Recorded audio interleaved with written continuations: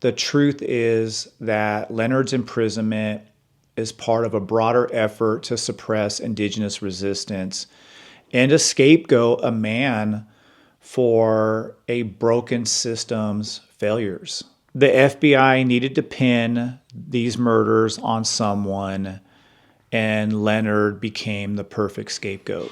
Welcome back to Dr. B Teaches and the 7th Generation podcast. Today I want to follow up on my last episode, which was a review of the documentary series Vow of Silence, the Assassination of Annie Mae. This time, though, I want to focus on Leonard Peltier and his continued imprisonment. He's been behind bars for decades, and I want to talk about his chance for clemency and how this documentary, in my opinion, does not help his cause. Leonard has spent 50 years behind bars, but his story and the injustices that he's faced should not be ignored. I also want to discuss the role of the FBI, the creation of the COINTELPRO program, and all the dirty tactics that the federal government used to destroy the civil rights movement, and how Agent David Price, portrayed in a surprisingly positive light in the documentary, is directly tied to the very corruption that destroyed so many lives, including the life of Annie Mae. But before we get too far into this episode, I also want to acknowledge something that weighs heavily on the conversation. I know that some of Anna Mae's family and people do not support Leonard's release, and I can't even imagine the pain that they carry.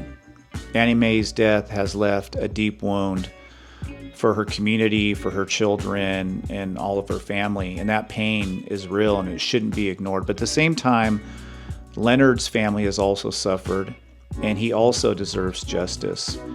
And these truths are not in conflict, in my view, and we should hold space for both. If you haven't seen the documentary, I would say definitely check it out. It has a lot of really awesome archival footage about the civil rights movement in the 1960s and the 1970s. Also, it was really great to hear more and learn more about Annie Mae and where she came from and what her life was like.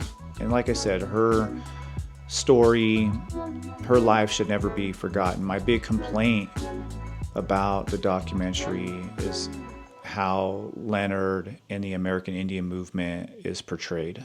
Let me just say this. In my opinion, from what I have researched, Leonard is in no way responsible for Annie Mae's murder. Yet, in Vow of Silence, his presence in the broader AIM struggles is used in ways, intentionally or not, cast a shadow over his case for clemency. And it is interesting to me that right around the time where his clemency is possible, that there is a documentary that doesn't really present him in the best light. The documentary does revisit the 1975 Jumping Bull Ranch shootout between the FBI and members of the American Indian movement. Jack Collier and Ronald Williams are killed during this gunfight. They try to pin the murder on Bob Robidoux and Dino Butler. They are later acquitted. If Leonard had been in the United States and was apprehended, he probably would have been acquitted as well. But he was in Canada awaiting extradition. And after Bob Robidoux and Dino Butler were found not guilty, the FBI and the government put all their energy in making sure that they got a conviction of Leonard. But what the Vow of Silence doesn't do is acknowledge the flaws in the Peltier trial. The fact that evidence was mishandled. We know that ballistics evidence was possibly falsified. Key witnesses were definitely coerced into signing statements that were untrue. The Myrtle Poor Bear affidavit, the fact that the FBI threatened this poor Native woman, showed her pictures of Annie Mae after Annie Mae had been killed, And they threatened her into signing a false affidavit, basically saying that she was Leonard's girlfriend, and she didn't even know who Leonard was. Leonard had no clue who Myrtle Poor Bear was. This affidavit is what got Leonard back to the United States. He's placed on trial, he's convicted, and of course has been in prison ever since. So why does this matter? Because Agent David Price, who the documentary paints as some sort of heroic figure in pursuit of the truth, which is all absolute nonsense, was the very agent involved in threatening Myrtle Poor Bear. And even the government today acknowledges that that affidavit was BS. And Myrtle Poor Bear came forward basically stating that the FBI, including Agent David Price, who's in the documentary, threatened her life, threatened her that if she didn't sign this affidavit that they would take away her children. And to see David Price, this former FBI agent, being portrayed in a positive light is an absolute insult to the people who had their lives destroyed by the FBI, the same agency that terrorized AIM through COINTELPRO, that surveilled, infiltrated the movement, and turned activists against one another.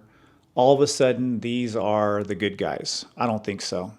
This brings me to Annie Mae's murder.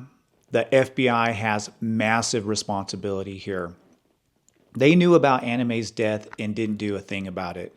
For days, possibly weeks, Annie Mae's body laid in the cold. The FBI knew. They sat on the information. It's even possible that they knew about her abduction and could have intervened before she was killed. And even after her body was found in 1976, they allowed for her to be buried as a Jane Doe, with the cause of death being due to exposure, knowing full well that this was Annie Mae, knowing full well that they had information from their informants stating that she had been killed. So it's really possible that the FBI knew about this, knew that this was not a Jane Doe, knew that she had been murdered, but because they didn't want to expose their informants, they did nothing about it. And for years, it was Annie Mae's family who really pressed the issue to bring some type of closure to this really horrific story. Let's talk about accountability. The documentary exposes AIM's internal paranoia, but it doesn't focus enough on why the paranoia existed in the first place. COINTELPRO, this FBI program, this counterintelligence program, was specifically designed to destroy movements like AIM through infiltration, threats, false information. The FBI turned AIM members against one another, feeding into the distrust that led to Annie Mae's murder. In my opinion, the FBI's actions indirectly, if not directly, caused Annie Mae's death. They knew what was going on Pine Ridge. They knew about the tensions, the violence, the fractures within AIM. They were the cause of some of the problems within the organization through their dirty tactics. Yet, instead of protecting the lives of Native activists like Annie Mae, they exploited these divisions to further their agenda, which was to destroy the movement. So let's get back to Leonard. We know that he did not receive a fair trial.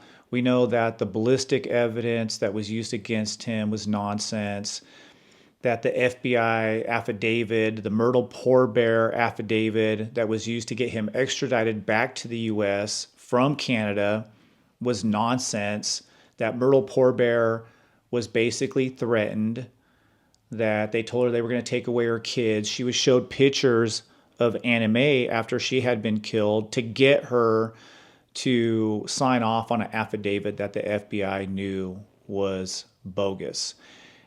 And of course, this results in his conviction, and he's been in prison ever since. There is absolutely no concrete evidence tying Leonard to the murders of these two FBI agents. Even the prosecution today admits that they don't know who actually shot the agents.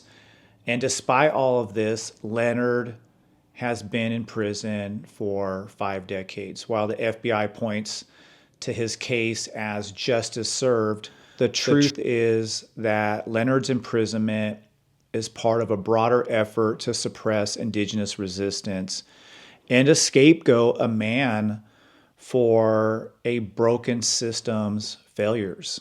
The FBI needed to pin these murders on someone, and Leonard became the perfect scapegoat. Because President Biden is on his way out of office, there's a real chance for Leonard's clemency. And it's a perfect time for our society to show just a little bit of compassion. Leonard is almost 80 years old. He's spent half a century behind bars for a crime that he says he did not commit. And I don't believe that he's guilty. International organizations, human rights groups, even former prosecutors have called for his release. I completely understand that the Vow of Silence isn't a story about Leonard. It's about Annie Mae, her life, where she came from, and of course, her assassination. And that story needs to be told. Annie Mae deserves to be remembered. Her family, her community, her daughters all deserve some kind of justice. And I even understand why maybe some of her family members and her supporters don't want Leonard to get out of prison, because there are claims that Leonard, even though Leonard denies this, that he interrogated her for being an informant. People were accusing Annie Mae of informing on the American Indian movement, and supposedly Leonard had interrogated her and put a thing to her head in the process. So I can understand why her family does not want Leonard to be released. But I always go back to this. Annie Mae made a decision that she wanted to be a part of this movement. She chose to risk it all to fight for Native American rights, to be a part of bringing about change, fighting against the oppression that Indigenous communities have been experiencing since 1492. So she was a part of AIM, and AIM was a part of her. Was the American Indian movement perfect? Absolutely not. Many of the leaders in the organization behaved badly at times, and there were a lot of mistakes that were made. But there is no perfect social movement. But what I do know is that members of AIM and the supporters come from the most impoverished communities in the world, are some of the most traumatized people through decades of settler colonial policies that were aimed at their elimination. And these people were fighting on behalf of Native communities across Turtle Island. And that's something that I always try to keep in mind. Did they make mistakes? Absolutely. Were there people who were engaging in womanizing, who behaved badly, who were unethical at times? I'm sure, most definitely. But they were fighting against an oppressive system that failed Annie Mae, that in my view led to her death, the same oppressive system that put Leonard behind bars, where he's been for some 50 years. And in my view, that's wrong.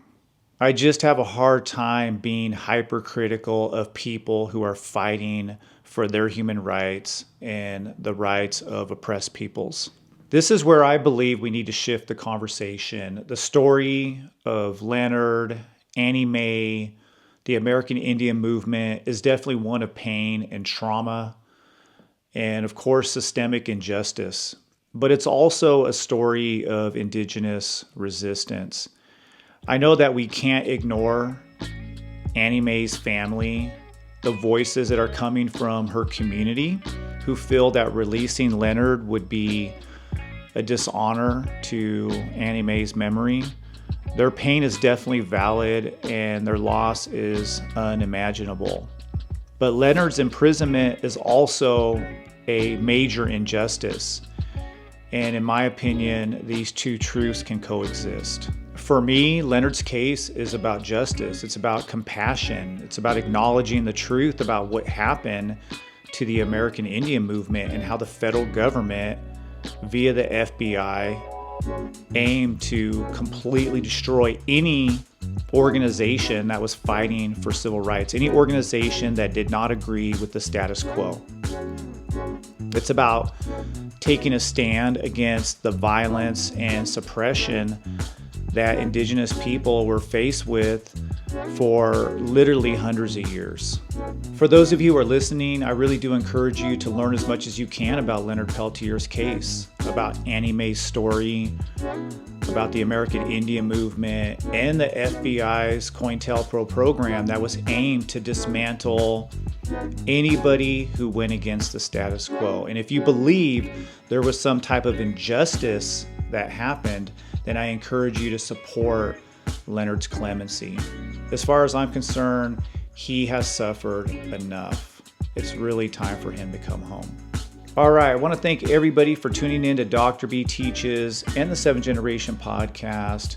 I'm really curious what your thoughts are, so feel free to comment in the comment section. Also, you can find me on all major platforms. I'm on Instagram. My handle is 7th Gen Podcast. You can find me on TikTok. I go by Merciless Savages. And of course, here on YouTube, Dr. B Teaches.